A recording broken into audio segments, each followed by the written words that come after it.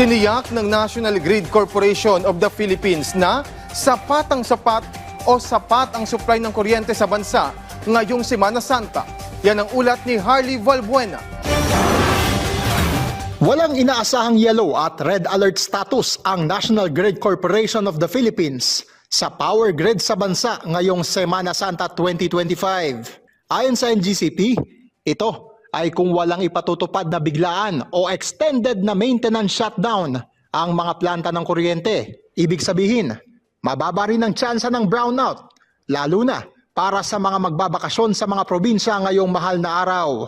Bukod sa Holy Week, wala ring nakikitang red at yellow alert status ang NGCP sa 2025 midterm election sa May 12 at sa buong summer season.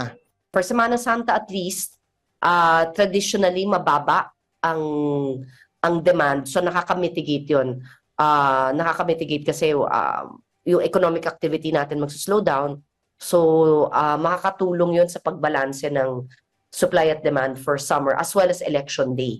Tiniyak naman ng power grid operator na may nakahanda itong contingency plans sakaling biglaang mag-shutdown ang mga planta ng kuryente. Samantala, inanunsyo rin ng NGCP ang bahagyang pagtaas sa kanilang transmission rates.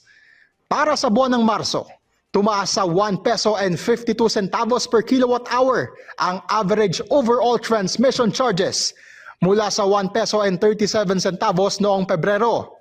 Ito ay bunga ng pagtaas ng kanilang wheeling rates o singil sa paghahatid ng supply ng kuryente at ancillary service charges o ang halagang binabayaran para sa kuryenteng ginagamit sa pagbalanse ng grid. Kasama na rin dito ang nalalabing 70% ancillary service charges mula sa power generators na natenga matapos ipagpaliban ng Energy Regulatory Commission ang paniningil nito noong Marso 2024. The big chunk of the charges pertain to the ancillary services, which corresponds to more than 50% of the